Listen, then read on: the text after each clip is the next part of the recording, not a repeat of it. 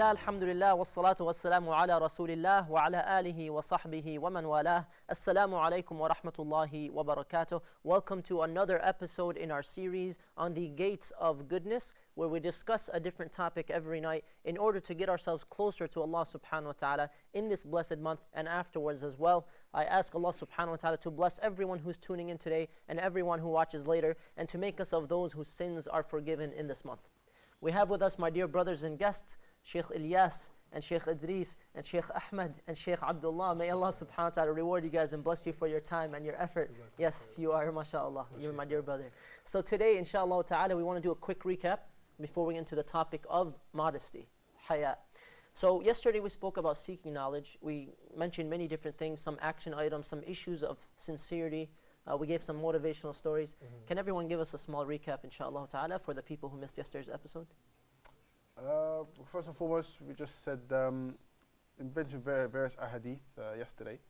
One of them being, whoever seeks a path of knowledge, Allah will make the path to Jannah easy for him. Absolutely. Jazakallah khairan. That's beautiful. What I would mention is that a key point that I remember the most is that knowledge gives you that the conviction and the certainty, and to stop from wavering.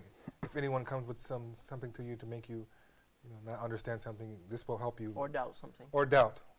That's extremely important point, especially in our time. So knowledge gives you conviction in your faith.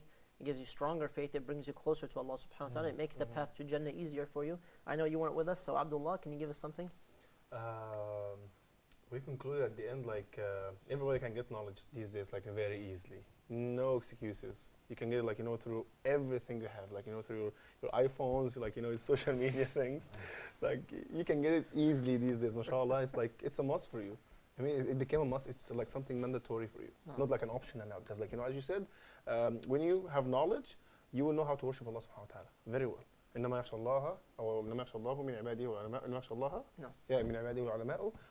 If you know how to worship Allah subhanahu wa ta'ala, you will fear him more than any other people. That's true. Yes. SubhanAllah, jazakallah. So basically, we have access to knowledge in our times like no other time in the past, and that's probably the only good way to use an iPhone anyway. So Allah subhanahu wa ta'ala gives us so many opportunities to get closer to Him. So many ways to seek knowledge. Sometimes the scholars come to you, sometimes you have to go seek the knowledge. Yes. But now we even have technology, we have internet, we have online institutions. There's so much resources, so many resources out there, but people have to be willing to take advantage. People have to be willing to put in the effort. And so knowledge is really what distinguishes people throughout life. Whether it's religious knowledge or worldly knowledge, knowledge really is what distinguishes people. And so sometimes we have friends who are way ahead of us, and they're way more knowledgeable than us. And when they talk, we're just listening and taking in everything they're saying. And sometimes we might even have friends that don't know much. They don't like to read much. They don't like to listen to anything. They don't like to kind of go out there and learn. So learning is really what helps you grow in life. There's no other way to have it. You're not going to download, this information into your mind and just become knowledgeable. You have to put in the effort. And this is a long-term thing. It's consistent. People grow over time. This is why people change over the years through school. They're learning through experiences and through knowledge. And so we really have to seek knowledge, even if it's a little, but on a consistent basis. So we ask Allah subhanahu wa ta'ala to make us of those who always pray and seek knowledge. And we ask Allah subhanahu wa ta'ala to increase us in knowledge, as the Prophet ﷺ was commanded to do so. وَقُلْ رَبِّ زِدْنِي عِلْمًا. And say, my Lord, increase me in knowledge.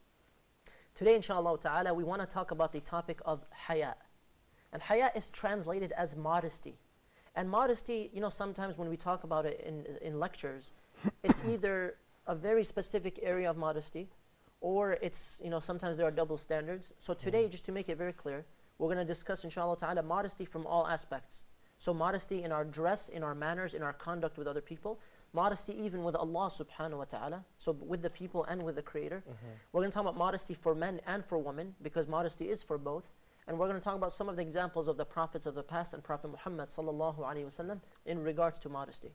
So first, we can start with a simple part of the hadith reported by Bukhari, in which the Prophet ﷺ said, modesty is a part of faith, or haya is a part of faith, right? It's one of the branches of faith. We also know that modesty, it's not just, the way you dress. So sometimes, for example, somebody's advising, a sister, and they're saying, you need to be more modest. And so the only modesty that they're referring to here is the way she's dressing. This is only one aspect of modesty, and they're all important. So modesty includes our dress, the way we dress. Modesty extremely includes the way we act, our conduct with people, our tone with people when we speak. So you could be modest, you could be immodest. our way of dealing with people, our way of dealing with Allah subhanahu wa ta'ala, so public, private, and our speech. This all falls under modesty. It all falls under haya. Now, modesty, when it's done right, it leads to good manners. A person who is modest does not have bad manners. Somebody with real haya cannot have bad manners. That doesn't make any sense. So modesty, part of it is good manners. When we spoke in depth and at length with the issue of good manners and how this is the heaviest thing on the scale of deeds, we spoke about how this is one of the things that causes most people to enter Jannah, how the people with good manners are the most beloved to Allah subhanahu wa ta'ala. So what we want to talk about now is the issue of modesty. The Prophet sallallahu alaihi wasallam said, indeed from the teachings of the previous or the first prophets, which has reached you, is that if you do not have shyness, then do as you please. Right? If you don't have shyness, then do whatever you want. Now what can we say about this phrase right here? فَافْعَلْ مَا شِئْتَ, basically, do whatever you want. It doesn't mean you're allowed to do whatever you want. Thank you. It doesn't mean because when you read it, first of all, you might think, well, what do you mean do as you wish? But actually means that if you're not shy of the fact that Allah is watching you and Allah knows what you're doing, then go ahead and do as you wish, because you're heedless and you don't really care about the result. So go ahead and do as you wish. But obviously you're going to be held accountable for the thing that you're doing anyway. Another way we can put it is basically, if you don't have modesty, then you would do as you wish. You're going to do whatever you want because you don't have modesty. You don't have this kind of self-discipline. Right? What else can we say about this hadith? I believe whenever there's like a modesty in a thing or in a person, this person will be the best or this thing will be the best. Like ما وجد الحياء إلا في شيء إلا زانه وما نزع من شيء إلا شأنه. Like I mean that whenever there's a modesty in the thing or a person, this person will be considerably the best because he has like definitely good manners. Whenever there is no modesty in this person, there is no good manners, there is no any way of dealing or any way of treatment. So that's what I believe. That's a very good point, subhanAllah. Now, one thing I want to add to this is basically when the Prophet ﷺ is saying, فَافْعَلْ مَا شِئْتَ, so then do whatever you want. Yes. What does this really mean, that the person who has modesty will do whatever they want? What does that mean, whatever you want? Like, what are the limitations? What does this really refer to? Like, so let's maybe look at it from a different aspect. What distinguishes us from the rest of the creation, like the animals and all the animals? Being able to control ourselves. So being able to control ourselves and feeling when you do something, the feeling it gives you. Animals don't have that feeling. They do whatever they want and they don't think about what I just did, or it doesn't affect them. They don't have a feeling about what they just did. They just do it. Just react. It's just their instincts. Their instincts and our instincts, whenever we do something, you'll feel shy about it. You'll think, oh, this is embarrassing or something. Or are we superior to animals? Yes. What's the proof of this? Al-aql. Al-aql, but is there an ayah or hadith indicating this? Yes. I don't know by heart now. وَفَضَّلْنَاكُمْ عَلَى الْعَالَمِينَ. So there's multiple ayat in which Allah subhanahu wa ta'ala is indicating that Allah subhanahu wa ta'ala preferred us over much of His creation, right? Tafdila, like with a great preference. It doesn't say all, it says most, and this is why some scholars, they're talking about aliens, they're talking about other things, which is fine. But what we want to point out here is that human beings, the Creator gave us intellect. He gave us a status in this world that the animals don't have. This is without doubt. When people see animals, they're like, oh, it's just an animal. And I mean, there's one thing that you said, though, that I do want to clarify. Animals do have feelings, as in like emotions and things like this, like sadness, happiness, things like this, and anger.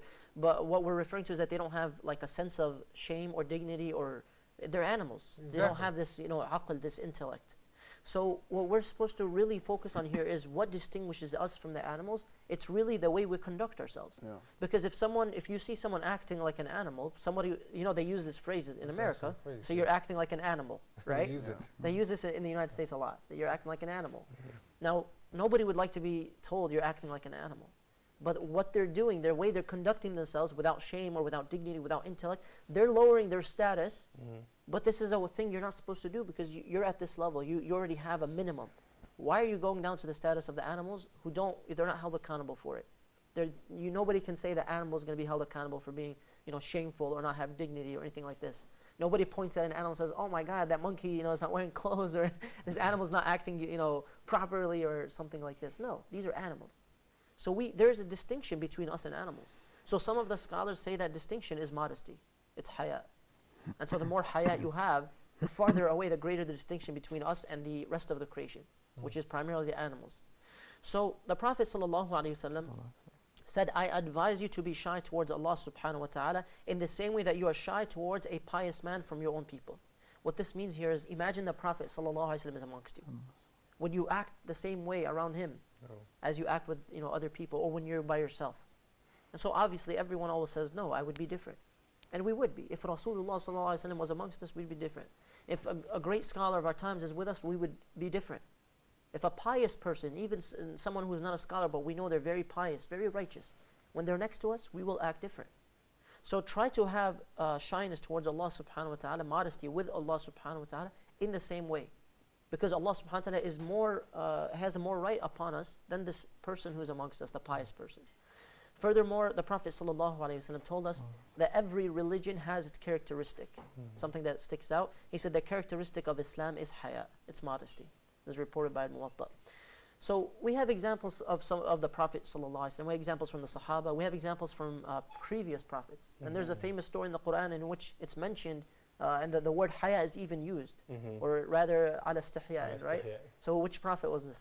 Musa. Musa alayhi salam. Can one of you share the story with us? Yeah, brother. I'll just tell you briefly, because it's a long story. Nah, and just summarize. the gist of the story is that when Musa left his land because of the dealing of the accidental killing, Yes. he was in a new land, and he saw, these two women who had this flock of sheep. They were trying to get water, but the men were there, and they didn't leave them any room. They just kind of were taking over the place, letting their sheep. So they were waiting and waiting and waiting, and he could see that their face was distressed. So he went up to them and he asked them, "What's the matter? What's wrong?" I'm paraphrasing, of Yes. course. And they told him, our father is old, he can't do this work, and our brother's not able to do it either. So they went he asked them what happened. So he went and took their sheep, took it to the well, let them drink, brought the sheep back, and then he left. Yes. And took refuge under a tree. Oh. So the story goes on further, and He made dua at that point, he right? made dua that he's in need of because of his Give me situation. What was the dua that he made? ربي أوزعني You should know this dua. يا رب أوزعني أشكرك No. هوية ربي إني لما أنزلت لدى إلي من خير فقير. إلي من خير فقير, Yeah. right? So this dua, it's funny because a lot of times people are like, oh, Musa alayhi salam, he made this dua, and what happens afterwards? Got married. He got married, Got right? married, yes. So a lot of single people, a lot of single people memorize this dua. Like, oh, this is the dua Musa alayhi salam used, but I mean the whole context of the story matters here. Yes. So to add on to what you said, Musa alayhi salam took care of something. He helped someone, those two daughters of Shu'aib, Prophet Shu'aib alayhi salam, and then he left. He didn't stay and flirt and talk and he just left. When he left, he went, found some shade, he sat down and he started making dua. Rabbi inni lima anzalta ilayya min khayrin faqir. I am in need of anything that you basically will send down to me.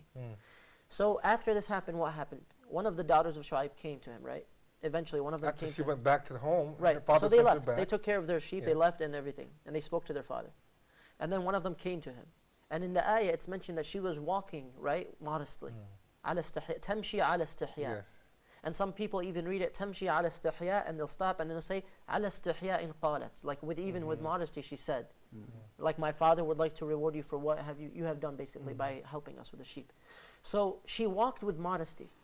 And it was even mentioned, I'm not sure if this is authentic or not, I've heard the story before of they were trying to guide him to their house where Prophet Shu'aib was, and he was walking ahead of them. And in one story is even mentioned, they were basically indicating which way to turn by not really raising their voices. Sometimes they would throw something like a pebble or a rock or something to indicate it's that way. So they were trying to be very modest with Prophet Musa alayhi salam. So he goes to the house of Prophet Shu'aib alayhi salam, they talk, and ultimately this story is very interesting because he went with the sincere intention to help two people, and Allah subhanahu wa ta'ala gave him three things after this. What are the three things that he got out of this? Marriage. Marriage. He got married, so he had a spouse. Yeah, work. He got a job working Yeah, for Prophet job. Shu'aib alayhi salam, and he got a home, right? MashaAllah. So he had all of this because of this dua and because of helping out in this situation.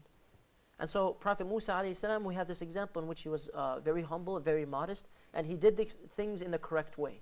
And so Allah rewarded him beyond what he could expect. So this is something we have to really try to emphasize, especially maybe for the single brothers and sisters out there, that when you do things the correct way, Allah subhanahu wa ta'ala will magnify the reward. And He'll make it worth it for you. And Allah will give you more than what you expect. right? So with the issue of modesty, this is something that I want to get to. A lot of people can relate to this. Most of our viewers, depending on where they are around the world, some of them may not really relate to everything we'll say today, but we want to kind of set some guidelines for modesty in regards to, you know, the opposite gender, right? So there's a lot that we can say about this. The first thing is we also always want to remember that if you're ever in a situation where you're at work or you're in an organization or you have to work with someone of the opposite gender who's not related to you, then the most important thing is to be sincere in your intentions, right? The intention kind of defines your modesty. Your hayat comes from how you intend to act. Because if you intend to act immoral, it will show in your actions and it comes from within. So when you have this essential part of modesty, you're going to kind of treat people in a certain way. You're not going to be immoral, and you're going to be dealing with people in a professional way. You're going to be dealing with people with a certain type of body language, certain type of tone, certain type of facial expressions, the way you look at one another. All of this falls under the issue of hayat, and it comes from within. Because if you go and you intend to, like, you know, somebody intends to flirt or to have, you know, some kind of relationship or whatever it may be, it'll show in the way that they're dealing with each other. So an example of this is that certain people who work, you know, for example, some people in the United States, we have something called like in the college campuses, we have like the Muslim Student Associations. They basically run every kind of Islamic organization or institute in universities. So this is for college students. And usually there's guys and there's girls that both work. And sometimes they have to set very clear boundaries so, you know, things are avoided, problems are avoided. So the way that you would deal with this person should be the same way that you would deal with any other stranger, like your professor, like somebody in a store, like somebody in a marketplace, somebody, one of your parents' friends, your own parents. The way you deal with other people should be the same way you're dealing with this person that you're working with. You shouldn't treat them differently or become more intimate or personal just because you're working on a similar level, because this kind of could lead to more problems. So this is the issue of intentions, number one. The second thing is to make sure that everything that's happening is purposeful. There's a reason for it, and it's professional. So there has to be necessary talk.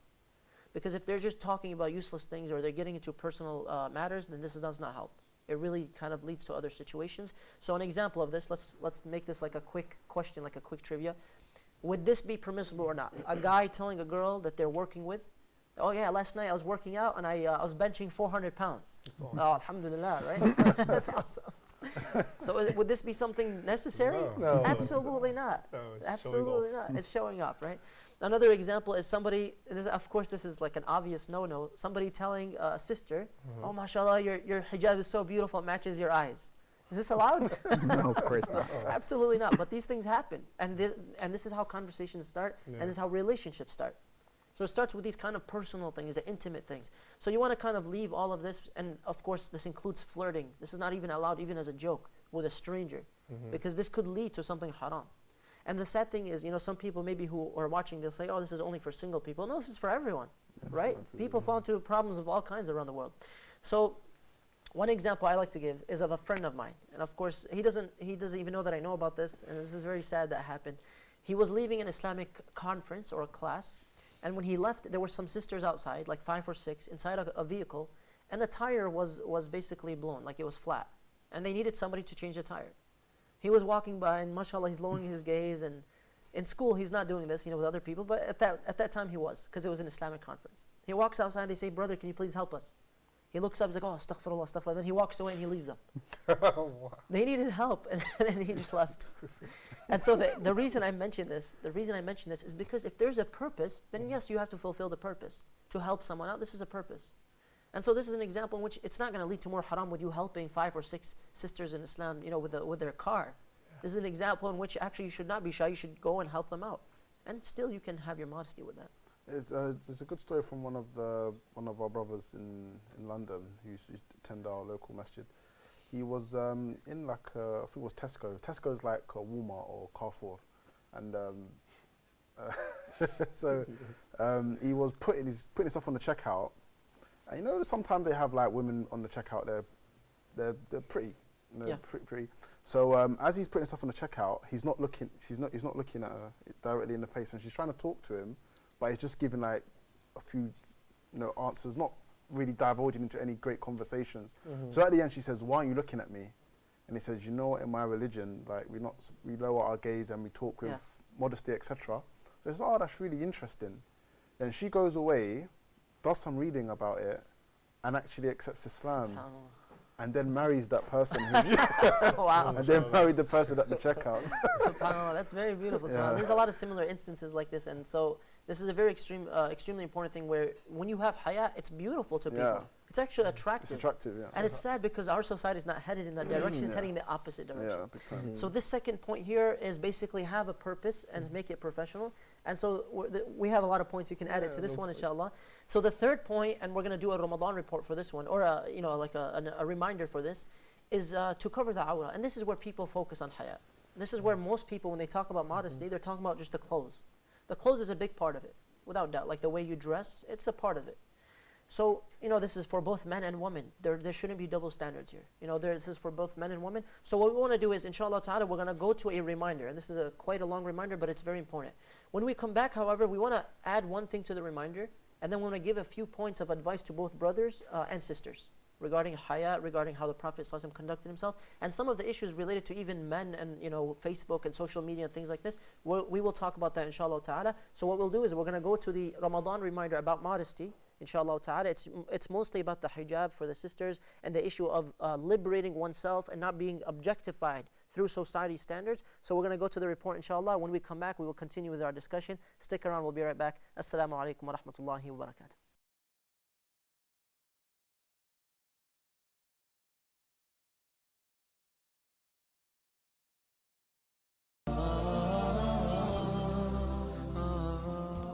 We have two very special guests. We have Susie, and Susie, as you can see, she's made in China, and Susie is wearing what you would call a modern style hijab these days that a lot of people are wearing throughout the Muslim world and many Muslim lands, that women are wearing this type of hijab, and we will discuss this in a moment. And our other guest, very special guest, is Fatima. And Fatima is wearing a little bit more conservative clothing. She is wearing what we would call the Yemeni khimar. So welcome to our guests. And first of all, when we're talking about clothing for women, when we're talking about dress wear for women, we're talking about hijab. And one of the misconceptions is that hijab, many people think that hijab is just the cloth that is placed on the head covering the hair, but that is not correct. Hijab in its sense means to satir. It means to have a barrier between. A curtain can be a hijab, anything can be a hijab, a wall can be a hijab. And when we're talking about hijab for the believing woman, we're talking about her entire dress. Not only that is which upon her head, but that which covers her and protects her from the onlookers outside that are not from her mahrams. So first of all, where do we get this hijab from? There's a lot of confusion today. Lots of people say many different things. You'll find that some people will say that there's nowhere about hijab in the Quran or the Sunnah. Other people will say niqab is compulsory, and etc. So there's a lot of confusion, but there doesn't need to be. There doesn't need to be any confusion. If we return to the book of Allah subhanahu wa ta'ala and the sunnah of the Prophet sallallahu alaihi wasallam, things are very clear. They become very clear to us. Allah subhanahu wa ta'ala has mentioned in the Quran in at least two places, in Surah An-Nur and also in Surah Al-Ahzab, verse 59 in Surah Al-Ahzab, that a clear revelation from Allah subhanahu wa ta'ala describing or giving the order for the believing woman to wear the hijab. يا أيها النبي قل لأزواجك وبناتك ونساء المؤمنين يدنين عليهن من جلابيبهن ذلك أدنى أن يعرفن فلا يؤذين وكان الله غفورا رحيما. So Allah subhanahu wa ta'ala has told us in this verse of the Quran for the Prophet ﷺ to tell his wives, his daughters and the believing women to cast their garments over their bodies when going outdoors. A very clear ayah calling the believing women to wear the hijab. And the reason for this verse, the reason it was revealed, is because in the time of the Prophet ﷺ, you can imagine in Medina that when you needed to go to the toilet, there was no toilets. They used to have to go out into the desert. And what happened in those days was that the evildoers, rapists, people who would rape women, they would wait and they would be sneaking up and waiting for a beautiful woman to come out of her house and to go to the toilet at night or even in the daytime, to go out into the desert there to go to the toilet. And when that happened, these people would wait for a woman and pounce upon her. If she looked beautiful, they would pounce upon her and rape her. And of course, that is not what Allah subhanahu wa ta'ala wants for the believing women. So when Allah subhanahu wa ta'ala revealed this verse, the believing women began to wear the hijab. And they were immediately protected. They were protected, and this is one of the miracles from Allah subhanahu wa ta'ala, that the hijab is a protection against rape. It is a protection for the woman. And whenever one of these evildoers saw this, or saw a woman wearing this, it was as if they were invisible. They would not take any notice. And they would wait for another girl who came out who was already half naked so they could have their way with her. So this is the reason for Allah subhanahu wa ta'ala revealing this verse in the Quran, this ayah. But when we're talking about hijab, brothers and sisters, and I say brothers as well because one day you may be a father and you may have a daughter or you may have a sister. So it is also your responsibility. Hijab is an act of worship. Hijab is an act of worshipping Allah subhanahu wa ta'ala. Every time, sister, that you cover yourself in the correct way and you leave that house, that every time you are worshipping Allah subhanahu wa ta'ala, gaining reward from Allah subhanahu wa ta'ala, getting closer to Allah subhanahu wa ta'ala, closer to Allah through your hijab. And every act of worship has conditions. If we look at prayer, prayer has conditions. Fasting has conditions. You have to start before the Fajr prayer and finish at Maghrib. You can't just fast whenever you like. Also, as hijab is an act of worship, it also has conditions. So let's take a look at the conditions of the hijab. The first condition of the hijab is that it covers the entire body, except for the face and the hands. We've said this, except for the face and the hands. There is different of opinion amongst the scholars whether that is correct. There are those who will say no, it must cover the entire body, including the face and the hands. And then there are those who will say except for the face and the hands. We don't want to get into that difference of opinion at the moment because there's not the place for that. But we will say the first condition is it must cover the entire body. It must cover the entire body. The second is that the material is not see-through. It is not good enough to have a hijab that you can see the hair underneath, or to be wearing a dress that you can see the skin underneath. For this has not met the conditions of hijab. Number 3 is that it must be loose-fitting. The hijab must be loose-fitting, and the shape of the body must not be apparent. Loose-fitting, not tight.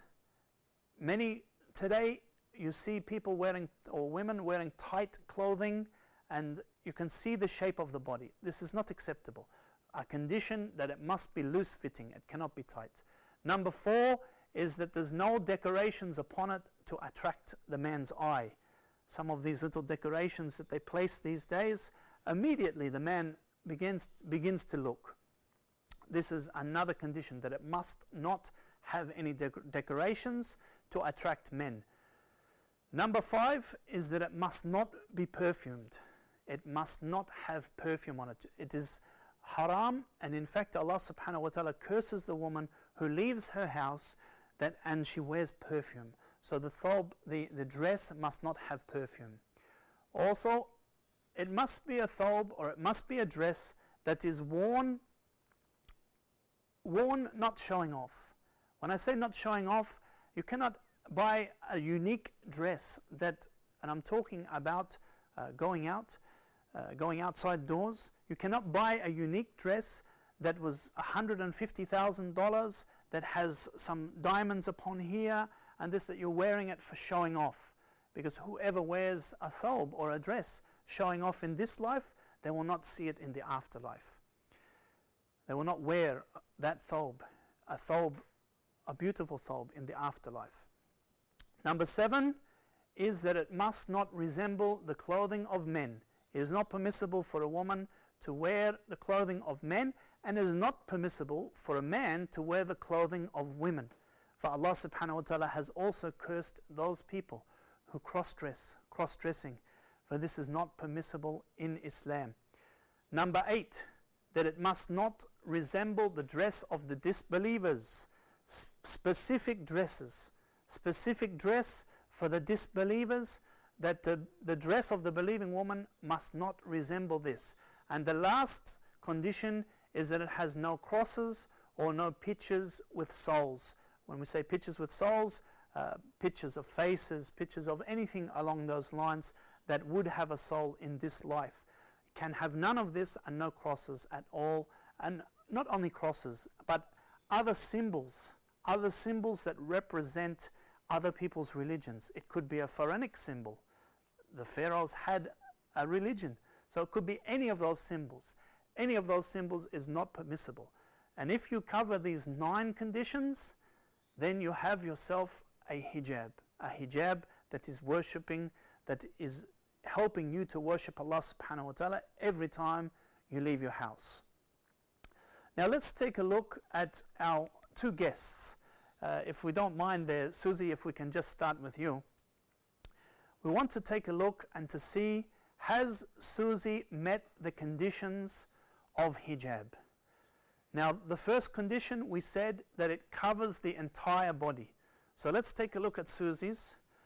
You can see here that the neck is open.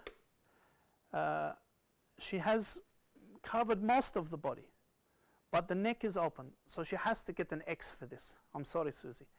The next is that the material is not see-through. Material is not see-through. This is not see-through, but wait a minute. This hijab here is see-through. I can see through it. I can see her head. So she gets another X. I'm sorry, Susie. I'm sorry.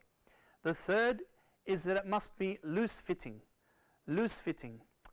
Well, you cannot see, you have to be able to not see the shape of the body. And I'm sorry, but I can see the shape here, and very much I can see the shape on the legs. So we're going to have to give Susie another X. It must not be perfumed. I just excuse you for a minute, Susie. I think there's some perfume on there. I think Susie's put some perfume there. I'm sorry, Susie, but we're going to have to give you another X. Another X. It must not be worn for showing off. This is pretty average clothing, pretty ordinary, and you could wear it in the house for your husband, but not out on the street. But we could say that let's give her a tick for this, that she didn't wear it for showing off. It must not resemble the clothing of men. Well, we could say, and I'm sure there are those who would say that the jeans are the clothing of men, but they are women's jeans. So let's give her a tick for that and say, okay, she's not wearing the clothing of men, although the way she has tied her hijab is similar to the way that I have mine tied. So we would let's give her a cross. I'm sorry, Susie. We're going to have to give you another X there. I'm sorry about that. Number 8 is that it must not resemble the dress of the disbelievers. Well, let's be fair and say that this is not a dress of the disbelievers, and let's give her a tick for this. And it must not have any any crosses or any pictures with souls. And she has won with that one, so she has got another tick there. So if we take a look at the account of Susie, we can see that she has many crosses. Even one cross, brothers and sisters, even one X there means that you have not fulfilled the conditions of hijab. And Susie has lost in many of those conditions. So let's take a look now at our other companion here, our other guest, Fatima. And excuse me there, Fatima, if you don't mind. We take a look here at Fatima. Fatima is wearing what we would call a Yemeni. A Yemeni is from the south of the the Arabian Peninsula. And this is a black khimar on top of a black abaya. Let's go through and see what she has, if she has passed the test of a hijab that is following the conditions of hijab. Number one is that it must cover the entire body. So if we take a look, it is covering. I cannot see any of her body. This is great. She's got a tick for the first one. This is one of the most important ones. The second one is that the material is not see-through. If you don't mind there, Fatima, we'll take a look here. And clearly, we cannot see any skin or any hair upon Fatima. So clearly she has passed this test, that the material is not see-through. And while I'm on that point, a lot of people say, well, must we wear black? Do we have to wear black? The answer is no. You don't have to wear black. The Sahaba and the women of the Sahaba used to wear different colors at times. It is related that Aisha radiallahu anha used to wear yellow or had worn yellow at a time. Why do women wear black? A lot of women like black, and black in fact is the lightest material to use that is not see-through. So people often think that black means hot, but in fact black means coolness, because able to have a hijab that is not see-through. If you were to use white, you would need to use a very thick material, because white is a very see-through material. But black, as you can see, this is a very thin material and it is not see-through. So that is why a lot of people wear black. But it is not compulsory to wear black, and I repeat that. The next one is that it's loose-fitting. Let's take a look at Fatima, loose-fitting. If we take a look here, we cannot see the shape of Fatima's body at all, not her legs, not her breasts, nothing. So this is clearly, she has passed the test on number 3. Number 4, that it has no decorations upon it attracting men. Some of those shiny little butterflies that they put on, and the man's walking and, whoa, does this have any of them? No, it doesn't. So she's got another tick. The next is that it must not be perfumed. So if I can have your permission there, Fatima. Alhamdulillah, Fatima has not put any perfume upon her dress. So she has passed this one. It also must not be worn for showing off. And it doesn't look like it, but this is something also that can be based on your intention. It can be with your intention. Sometimes when a woman puts on a dress like this, she might feel that she's better than other women. And when she does that, she begins to wear it for showing off. So be very careful of your intention. When you're wearing a dress like this, wear it for the sake of Allah subhanahu wa ta'ala and nothing else. So we'll give her a tick for, we cannot judge her intention, but let's say that she has not done it to show off. So we'll give her a tick for that one. Number 7 is that it must not resemble the clothing of men, and I'm pretty sure she's passed on that one. It must not resemble the dress of the disbelievers. Well, I haven't seen too many disbelievers wearing this dress, so she's passed on this one. And it must not have any crosses or pictures that contain souls upon it. And if we take a look, there's no crosses on there and there's no pictures.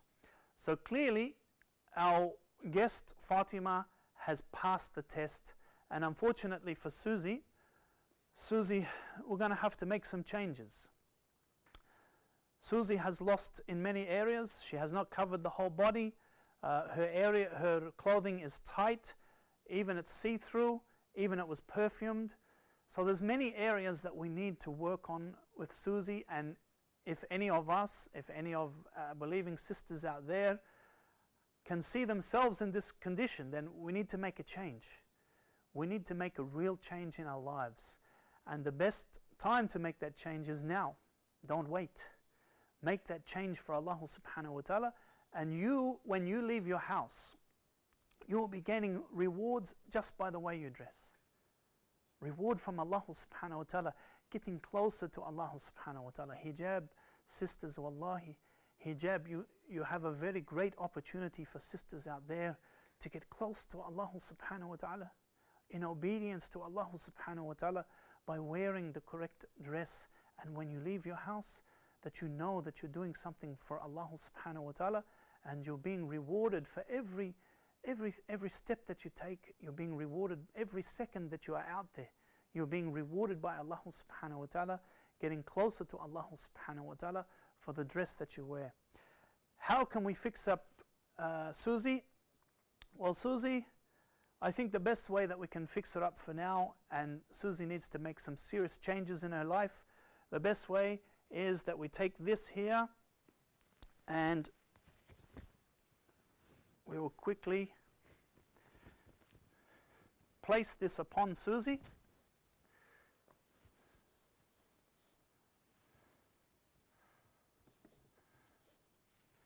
There you go, Susie. And this is a khimar. This is called a khimar in Arabic. And now Susie she's passing many of the tests.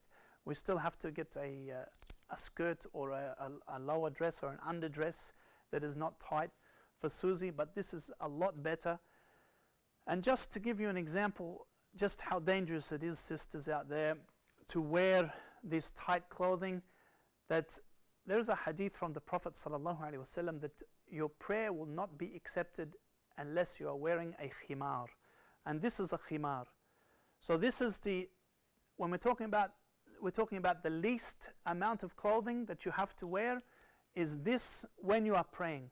If you were to pray in the condition that Susie was in before, then unfortunately you have not even met the conditions of prayer. One of the conditions of your prayer is that you wear something that is loose, something that is a khimar. And this is a khimar. We do have ones that are longer, that go down past the legs. And this is great. And these are quite comfortable, I have heard. I haven't tried them on, but I have heard by my wife and other women that this type of dress is very comfortable, and this is pleasing to Allah subhanahu wa ta'ala, and that is the most important thing. So I thank our guests for coming along, Fatima and also Susie, and congratulations, Fatima. May Allah subhanahu wa ta'ala continue to give you rewards every time you leave. Sisters out there and fathers and brothers, take notice of what we have done today, take notice of what we have learnt, and begin to put it into practice now.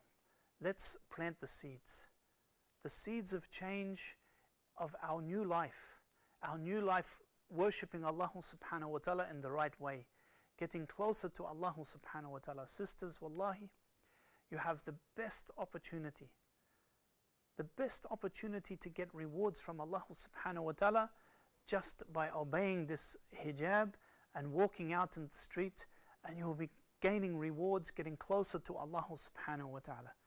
And let's all try and get closer to Allah subhanahu wa ta'ala, especially now in this time of year when the gates of paradise are open.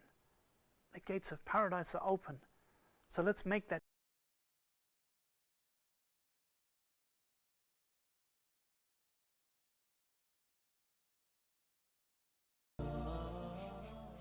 Assalamu alaikum wa rahmatullahi wa barakatuh. Welcome from the lengthy reminder about the hijab.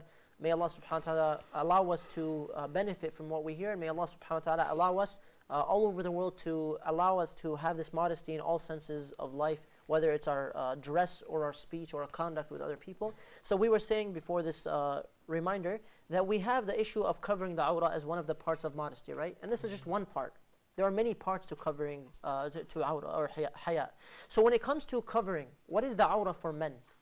What is the modesty requirement for men in regards to dress? From the belly button to like the knees. Okay. And loose. So it still has to be loose fitting, right? So this is a question that comes up often. Sometimes people feel like women are always told about the hijab, which is still a very important thing, and it's something that Allah commanded. But then there's never a discussion of men not, being able to wear, like, let's say, like a very, very tight shirt, or like, like a tank top. They're walking outside and they just work down, their biceps are sticking out, and they're like, yeah, I benched 400 pounds. It's nothing. Tomorrow 500. I'm gonna go get my protein shake, right? So what can we say about this issue? Because there are double standards here. Because is it just women or is it just men who are told to lower their gaze in the Quran? No, it's men and women. No, it's both men and women in both these two verses of Surah An-Nur, right? Yeah. So both men and women have to have haya. And so it's not fair to say only the sisters, you have to wear this, you have to do that, you have to do this, but then, don't mention anything for the brothers. We have to balance it, we have to be fair. Because the Prophet ﷺ was fair with both genders, and Allah subhanahu wa ta'ala was fair with both genders. And those who do good, Allah subhanahu wa ta'ala will reward them, as He mentioned, of both men and women, right? And Allah subhanahu wa ta'ala does not allow the reward to go away. Now with the issue of hijab, you know, the society right now is trying to figure itself out. Morality is, the moral compass is messed up in so many countries, especially, you know, in the West. So there is no real sense of morality. Where does it come from? So we could have laws that are laws and we have to follow them, but then the law might not agree with something that's ethical or moral. And this is every country in the world. We have problems like this. So when it comes to the hijab, hijab is a liberating thing to prevent you from becoming objectified. And haya, this modesty that you have, is what distinguishes us human beings from everything else, all the rest of the creation. So both as men and women, when we embrace haya in the right way, with our manners, and with our clothes, and the way we deal with one another, society will improve greatly. So people are trying to figure out problems to society, but they don't realize Islam has all the solutions. Because Islam did not just come from Rasulullah sallallahu alaihi wasallam, rather it came from Allah subhanahu wa ta'ala, the Lord of the worlds. And Allah, the one who created us, knows what's best for society. So the hijab is best for society. Hijab meaning the cover, and this is not just the headscarf, right? So it's the cover for women, and even for men to have a sense of haya in the way they dress and they act. So this is the third point that we were talking about. There was a very funny story in which my mother actually told me this. There was a woman standing in line wearing, wearing a abaya, like a complete cover, and she was wearing a headscarf, and she was dressed modestly. So the kid that was standing, the kid that was being held by the mother, a non-Muslim mother, right behind her in line at the cashier. The little kid's turned around and is looking at the Muslim lady. And he says, Mom, is that Mary, the mother of Jesus? The mother's like, where? And the mom looks like, no, that's a Muslim woman. She looks like Mary, the mother of Jesus. Because when they're trying to portray her, they portray her covered up. Subhanallah, and that's because of the sense of modesty. And even, in the United States, modesty changed in the last 100 years. With media, I studied media as my undergrad. With media, in the last 50 to 70 years, modesty completely changed. And the way women dress, and even men, the way they dress and act, completely changed. So subhanAllah, society is going in one direction, and Allah subhanahu wa ta'ala is telling us that this applies to every place. Now one thing we should mention with the hijab is we all agree, and this is unanimously agreed upon, that it's mandatory for women to wear the hijab, and they should take this step forward before the month of Ramadan ends if they don't already have it, because this is a trick of shaitan to hold people back. But with the issue of hijab, there are small minor issues that change from culture to culture, right? For example, in the United States, in some cities, it brings more harm than good to wear hijab in a certain way. But as long as the awrah is completely covered and the clothes are loose enough to not identify the parts of the body, this is sufficient, inshallah. So this is the issue of covering up. The fourth issue that we were talking about with hayat, with the opposite gender, is to make sure that there is no khulwa, right? So what does that mean? Seclusion. Seclusion, because if there are two people who are together, That person is shaitan. the third is the shaitan, right? And That's sadly, correct. this is very common. So you don't want to be somewhere where you could lead to more haram or to more harm for yourself. So this is a very long issue that leads to many other problems. A lot of people come to the masjid, they complain about their problem. I'll ask them, how did it start? It goes back to the beginning. There was some sense, some place where they were alone and they talked privately. And so this led to more things. And sometimes it doesn't, sometimes it does. Does it the same also apply for social media? So subhanAllah, that's the last point we had on this, which is cyber khulwa, right? Although now we know that everything is being watched. So there's not really two people, even like the NSA is probably the third, Allahu A'lam, and the government's the fourth, and shaitan's the fifth. But we have all of these people who are talking in private. It could lead to more harm, absolutely. And so there's, it's very hard to give a blanket statement, and we don't want to give a blanket fatwa on this issue, but everyone has to be careful. You have to be really careful because something could lead to something else, and this happens a lot. Something that starts out innocent could lead to something worse. So we really all have to be very careful with this.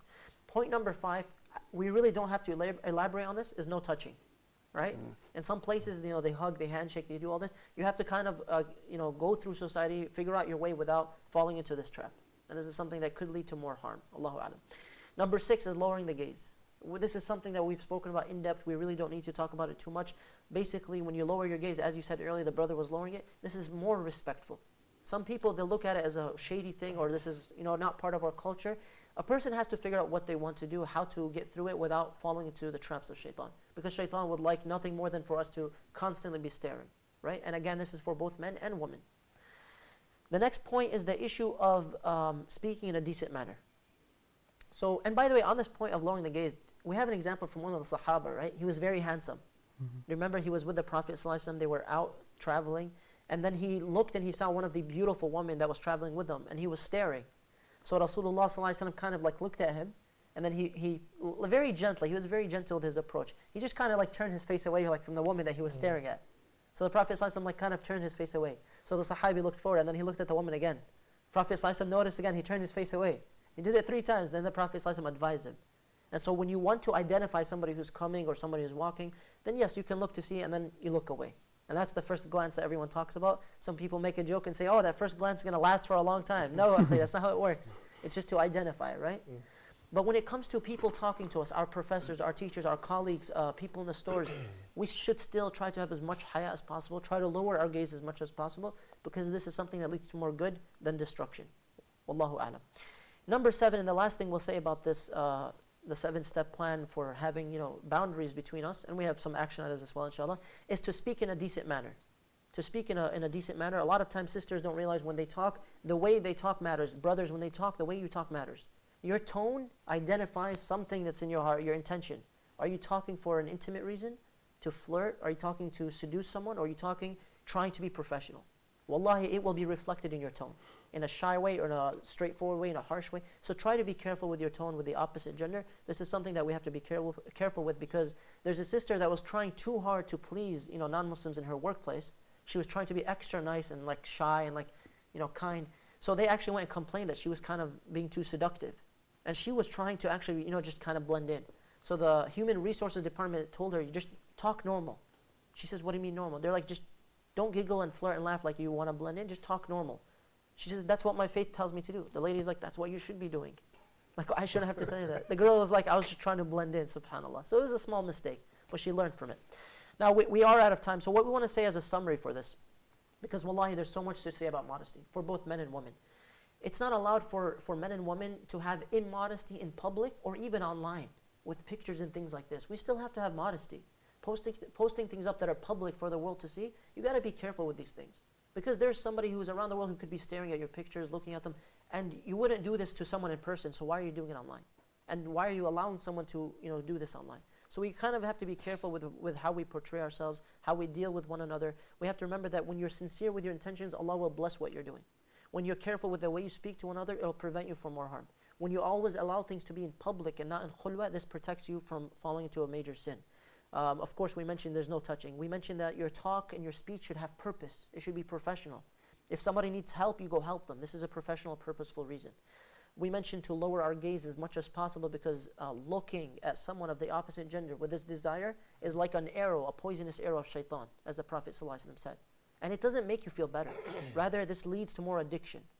And the 7th thing is to speak in a decent manner, as much as possible. To kind of speak professionally with modesty and to have this haya. Even Khadija radiallahu anha, when she wanted to marry the Prophet ﷺ, she even sent someone to ask him, right? And she was very modest, and she was known to be a modest person, radiallahu anha. We know that for men, we have to have this, we can't have this double standard. So, it's not fair to say women should have to cover their awrah and men should just kind of do whatever they want. No, Islam is very fair. Culture is unfair sometimes, but Islam is very just. And so we have all of these things and many more that we didn't have time to today. But what we ask Allah subhanahu wa ta'ala to give us is the ability to observe modesty in the most correct and complete form, regardless of where we are and regardless of what society says is acceptable or isn't. We ask Allah subhanahu wa ta'ala to reward us for our time, to forgive us for our shortcomings, to make us of those who observe haya in every area of life, in our conduct with one another, in public and in private, with the same gender, with the opposite gender. And we ask Allah subhanahu wa ta'ala to bless our viewers, and we ask you to please make dua for the people that you see, those that you don't see, and for our brothers and sisters around the world. We will see you tomorrow inshallah ta'ala for the final live session in the gates of goodness. Jazakumullahu khaira. Wassalamu alaikum wa rahmatullahi wa barakatuh.